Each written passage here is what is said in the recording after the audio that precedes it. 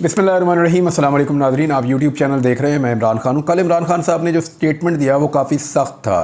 हत्ता कि पाकिस्तान तहरीक इंसाफ के बहुत सारे MNA सेनेटर्स उसके ऊपर बात नहीं कर पाए।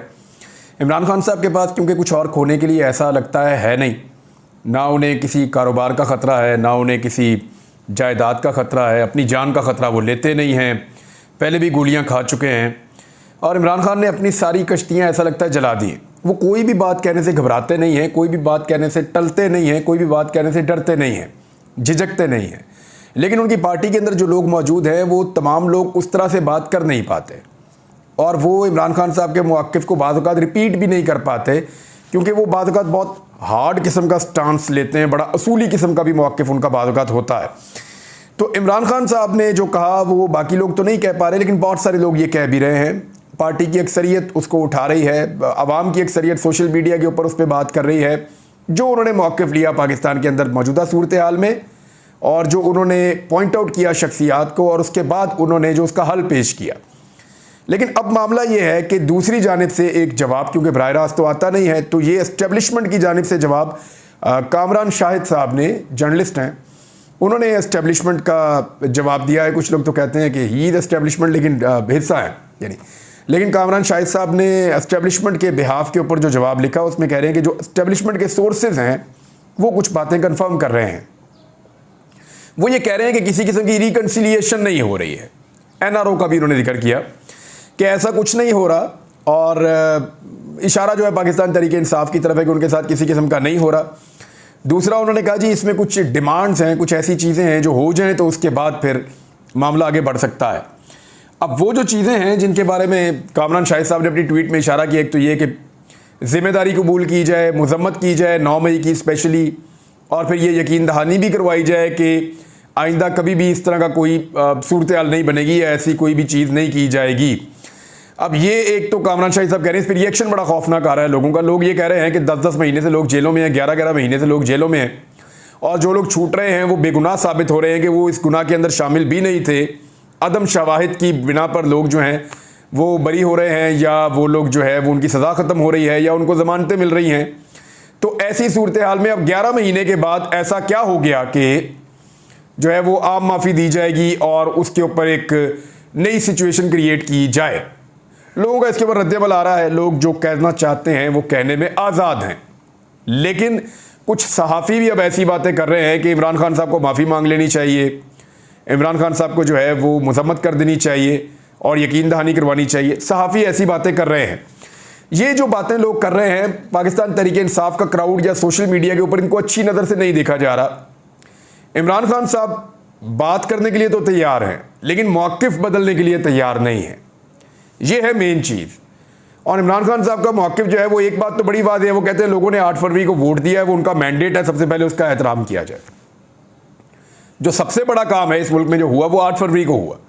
जो लोगों का मैंडेट है उसका एहतराम करें और आए बैठे फिर बात करते हैं। ये इमरान खान साहब का जो है वो मेन फोकस है। अब मामला ये है कि कामरान शाहिद साहब ने जो बात की, अगर इसको दुरुस्त मान लिया जाए कि इस वक्त पाकिस्तान तहरीक इंसाफ के साथ किसी किस्म की डील या ढील नहीं है, ये कामरान शाहिद साहब क्लेम कर रहे हैं, कुछ और सहाफ़ी भी क्लेम कर रहे हैं, एस्टेब्लिशमेंट के सोर्सेज को लेकर क्लेम कर रहे हैं, तो फिर इसको सच माना जाना चाहिए। अगर इसको सच मान लेते हैं तो फिर एक प्रोपेगेंडा कभी नहीं होना चाहिए कि इमरान खान साहब के जितने मुकदमात इस वक्त अदालतों के अंदर ज़ेर समाअत हैं और जितने मुकदमात इस वक्त उड़ रहे हैं, जितने मुकदमात इस वक्त फारिग हो रहे हैं, मेरिट के ऊपर हो रहे हैं। यानी या तो आप ये कहें कि इमरान खान साहब के साथ कोई NRO हो रहा है या इमरान खान साहब के साथ कोई डील हो रही है, या आप ये कहें कि इमरान खान साहब के साथ कोई चीज़ें तय की जा रही हैं, फिर तो आप कह सकते हैं कि उनके नतीजे में इमरान खान के मुकदमे ख़त्म हो रहे हैं। एक तरफ इमरान खान साहब के मुकदमात उड़ रहे हैं, ख़त्म हो रहे हैं, बोगस करार दिए जा रहे हैं और राणा सनाउल्लाह, जावेद लतीफ़ और बहुत सारे PMLN के लोग अपने मुंह से कह रहे हैं, जो PMLN के सहाफ़ी हैं वो अपने मुंह से कह रहे हैं कि ये केस टिक ही नहीं पाएंगे। तो मेरिट के ऊपर ये मुकदमात ख़त्म हो रहे हैं इमरान खान साहब के। तो अब आपको ये मानना पड़ेगा कि क्योंकि इमरान खान साहब की कोई डील नहीं हो रही, लिहाजा उनके जितने मुकदमात ख़त्म हो रहे हैं वो किसी डील के नतीजे में ख़त्म नहीं हो रहे, जैसे नवाज शरीफ के ख़त्म हुए थे। किसी डील के नतीजे में ख़त्म नहीं हो रहे जैसे शहबाज शरीफ के ख़त्म हुए थे। किसी डील के नतीजे में ख़त्म नहीं हो रहे। जैसे पीडीएम की जमातों ने अपने मुकदमात, यानी जरदारी साहब ने, पीपल्स पार्टी के लोगों ने और पीएमएलएन के लोगों ने और बाकी जमातों के लोगों ने अपने अपने मुकदमा जैसे ख़त्म करवाए थे, वैसे इमरान खान साहब के मुकदमे ख़त्म नहीं हो रहे। अगर वैसे ख़त्म हो रहे होते तो ये सारे कह रहे होते कि डील हो रही है। एक तरफ सब लोग ये कह रहे हैं कि इमरान खान साहब के साथ कोई डील या कोई ढील नहीं है, और दूसरी तरफ ये कभी नहीं कह सकेंगे कि इस वक्त जो मुकदमात ख़त्म हो रहे हैं वो किसी डील या डील का नतीजा है। यानी इमरान खान के मुकदमात मेरिट पे ख़त्म हो रहे हैं। यहां पे इसको लॉक कर लेते हैं। जब ये प्रोपेगेंडा करेंगे तो यही चीज़ें निकाल कर इनको सुनाएंगे और इनको दिखाएंगे। अब आ जाए खैबर पख्तूनख्वा को दहशत गर्दों से तशबीह देने पर पाकिस्तान तहरीक-ए-इंसाफ ने मरीम नवाज के ऊपर तनकीद की है। उसकी वजह यह है कि मरीम नवाज साहबा, मैंने आपको पहले बताया था कि पंजाब में ये लोग बुरी तरह हारे हैं। पीएमएलएन का जो गढ़ होता था या जहां से ये हुकूमत बनाते थे वफाक में या सूबे में, ये पंजाब से बनाते थे। पंजाब से बाहर इनकी पार्टी पहले भी नहीं थी, थोड़ा बहुत हज़ारा डिवीज़न में थी, बाकी और कहीं इनकी पार्टी पीएमएलएन मौजूद ही नहीं थी। ये सिर्फ पंजाब की पार्टी थी, वो भी सेंट्रल पंजाब की। तो अब पंजाब भी इनसे छिन गया है, तो वो कोशिश ये कर रहे हैं इस तरह के बयान देकर कि जैसे पंजाब की ओनरशिप हमें मिल जाए। लेकिन पंजाब के लोग बहुत समझदार हो गए हैं, किसी भी जगह जाके आप पूछ लें तो फ़र्क है बिल्कुल। ये अभी शहबाज शरीफ साहब ने जहाज़ में बैठे और जहाज़ के अंदर जो मेरी इतला के मुताबिक जितने भी लोग उस जहाज़ में सवार थे, कमर्शियल फ़्लाइट का इस्तेमाल तो किया है, लेकिन उस सारी फ़्लाइट को अपने लोगों से बुक किया है। यानी जितने भी लोग शहबाज शरीफ के साथ गए हैं सऊदी अरब तक उस कमर्शियल फ़्लाइट में, वो शहबाज शरीफ साहब के अपने ब्यूरोक्रेट, अपने करीबी लोग, अपने फैमिली फ्रेंड्स, उनके सारे बच्चे और उनकी फैमिलीज थी, जिनको शहबाज शरीफ जहाज़ में हाथ शात लगा के तो ये कॉन्फिडेंस शो कर रहे थे कि मैं पब्लिक में जा सकता हूँ। मेरी गुजारिश है कि लाहौर शहबाज शरीफ साहब का गढ़ है, उनके बकौल इछरा बाजार का चक्कर लगा लें ज़रा, जाके लोगों को मिल लें, दुकानदारों को। इस्लामपुरा बाजार का चक्कर लगा लें, जहाँ से नवाज शरीफ साहब हमेशा इलेक्शन लड़ते हैं, ज़रा मिल लें जाके लोगों को, हाथ मिलाए लोगों से, ज़रा उनकी बातचीत सुने। कहीं पे भी निकल जाए सड़क के ऊपर और निकल के बात कर लें, तब पता चलेगा पब्लिक में गए या नहीं गए। एक जहाज में अपने मनपसंद लोगों को भर के उनके साथ सलाम दुआ लेना ये कोई बहुत बड़ी बात नहीं है। मरीम नवाज साहबा ने जो ये खैबर पख्तूनख्वा के बारे में बातें की हैं, उसके ऊपर जो रिएक्शन आया तहरीक इंसाफ का, वो मैं आपको बता देता हूँ। वज़ीर आला पंजाब मरीम नवाज की जानिब से सूबा खैबर पख्तूनख्वा को दहशत गर्दों और स्मगलरों से तशबीह देने पर पाकिस्तान तहरीक इंसाफ के रहनुमाओं ने तनकीद का निशाना बनाते हुए कहा कि पीडीएम दहशत गर्दी में इजाफे की जिम्मेदार है। और इस्लामाबाद में पाकिस्तान तहरीक इंसाफ पंजाब के सेक्रेटरी इत्तलात शौकत महमूद बसरा के हमरा प्रेस कॉन्फ्रेंस के दौरान पाकिस्तान तहरीक इंसाफ के मरकजी सेक्रेटरी इत्तलात रऊफ हसन ने सियासी अदम इस्तेहकाम के लिए खैबर पख्तूनख्वा हुकूमत और पीटीआई को जिम्मेदार ठहराने पर मरीम नवाज पर तनकीद की। रऊफ हसन ने कहा कि शरीफ खानदान खैबर पख्तूनख्वा के साथ दुश्मनी के लिए जाना चाहता था। उन्होंने नवाज शरीफ के माजी के बयान का हवाला दिया, जहां उन्होंने खैबर पख्तूनख्वा के अवाम को उनकी और उनकी पार्टी की हमायत ना करने पर बेवकूफ़ कहकर उनकी तौहीन की थी। आपको याद है इलेक्शन में नवाज शरीफ साहब गए थे और खैबर पख्तूनख्वा के लोगों को बेवकूफ़ कहा था, ये वही जिक्र कर रहे हैं। रऊफ हसन ने कहा कि मरीम नवाज ने धाती डोर को खैबर पख्तूनख्वा से स्मगलिंग का इल्ज़ाम लगाया। उन्होंने कहा कि शरीफ खानदान और उनके हामी मुल्क में दहशत गर्दी में इजाफे के जिम्मेदार हैं। उन्होंने दावा किया कि मुस्लिम लीग नून, पीपल्स पार्टी, MQM और PDM के अंदर दीगर जमातों ने सियासी खला पैदा करने के लिए तहरीक इंसाफ की मुस्तहकम हुकूमत को गिराने की साजिश की, जिसका फ़ायदा दहशत गर्दों ने उठाया। अली अमीन गंडापुर ने वज़ीर आज़म से वफाक के तनाज़ुर में मुलाकात की। वफाक के साथ इख्तलाफात के बावजूद काम करना है। फिर उन्होंने कहा कि PTI ने मुलाकात को तनकीद के बावजूद बर्दाश्त किया। जब से हुकूमत बनी PTI का वफाक से रवैया मुस्बत है। उन्होंने कारकुनों को यकीन दिलाया कि इख्तलाफात के बावजूद वफाक के साथ वर्किंग रिलेशनशिप रखना आईनी जिम्मेदारी है। ये सारा कुछ गिनवाने के बाद फिर उन्होंने कहा कि खैबर पख्तूनख्वा हुकूमत के मुस्बत रवैये के बावजूद वफाक अपनी जिम्मेदारियां पूरी करने में नाकाम है। और फिर इस तरह के जो स्टेटमेंट हैं वो दिए जाते हैं और इस तरह की बातें की जाती हैं, तो उससे खैबर पख्तूनख्वा के अवाम और वहाँ की जो लीडरशिप है उनकी दिलादारी होती है। अब इस वक्त एक खबर जारी करवाई गई है, बहुत ज़्यादा डिमांड के ऊपर ये खबर आई है, और ख़बर ये जारी करवाई गई कि इमरान खान साहब को अडियाला जेल में सहूलियात क्या मुयस्सर हैं। देखें, जो इमरान खान साहब को अडियाला जेल में सहूलियात मुयस्सर है ना, ये मरीम नवाज और नवाज शरीफ को मिलने वाली सहूलियात के सामने अशरे अशीर भी नहीं है। मैं आपको ज़िम्मेदारी से कह रहा हूँ कि नवाज शरीफ को और मरीम नवाज को जेलों के अंदर जो सहूलियात मैसर थीं, मुलाकातों के हवाले से, खाने पीने के हवाले से और रहन सहन के हवाले से और प्रोटोकॉल्स के हवाले से, उन सहूलियात का 10% भी इमरान खान साहब को जेल में मैसर नहीं है। मैं ज़िम्मेदारी के साथ आपको कह रहा हूँ। लेकिन कभी आपने सुना कि नवाज शरीफ साहब के बारे में सारी तफसीलात शाया की गई हो मीडिया पे कि नवाज शरीफ को क्या क्या मैसर है? लेकिन इमरान खान साहब के बारे में तफसीलात शाया करवाई गई हैं कि इमरान खान साहब को इतना खाना मिलता है, इमरान खान साहब को ऐसी जगह पे रखा हुआ है, वो इतनी सी जगह के ऊपर वॉक कर सकते हैं और उनको किचन से खाना किस तरह पका के दिया जाता है, उसके ऊपर खर्चा कितना आता है, इमरान खान साहब की सिक्योरिटी के पेश नज़र जेल के आसपास की सिक्योरिटी कैसी रखी गई है और उस सिक्योरिटी के ऊपर क्या खर्चा आता है और कौन कौन सी फोर्सेस वहाँ पे काम कर रही हैं। यानी इस तरह की खबरें जो हैं वो तभी दी जाती हैं जब किसी आदमी को बदनाम करना मकसद हो। लेकिन इमरान खान को बदनाम करने की आज तक जितनी कोशिशें की गई हैं वो सारी अब तक तो नाकाम हुई हैं। यानी इज़्ज़त और ज़िल्लत तो मेरे अल्लाह रब्बुल इज़्ज़त के हाथ में है ना, इंसान तो ये कर नहीं सकता। अगर इंसान कर सकता तो जो ताकतवर लोग हैं इस मुल्क में वो सबसे ज़्यादा इज़्ज़तदार होते, जो पैसे वाले लोग हैं इस मुल्क में वो सबसे ज़्यादा इज़्ज़तदार होते। लेकिन ऐसा नहीं है। इस वक्त एक बड़ा अहम इशू हमारे दरवाजे पर खड़ा है और यानी दो बहुत बड़े इशूज़ हैं। उनमें से एक तो ये है कि इक़्तिसादी तरक्की में जो मईशत को बहुत नुकसान हुआ है और वो नुकसान क्यों हुआ है, ये एक रिपोर्ट है, मैं आपके साथ शेयर कर देता हूँ। ये स्टेट बैंक ऑफ पाकिस्तान के ताज़ा आदाद शुमार हैं, उनसे पता चला है कि जो निजी शोबा है यानी जो प्राइवेट कारोबार करने वाले, छोटा कारोबार करने वाले लोग हैं, उनका बैंकिंग सिस्टम पर एतमाद ख़त्म हो गया है या वो कारोबार करना नहीं चाहते। लोग अपना पैसा निकाल रहे हैं और पाकिस्तान से बाहर ज़्यादातर लोग लेकर जा रहे हैं। माली साल 2024 के पहले 9 महीनों में, ये 2023 की जुलाई में शुरू होता है और फिर ये जाता है अभी पहले 3 महीनों के अंदर मार्च तक, मुश्किल से 35 अरब रुपए का कर्जा ले सका है।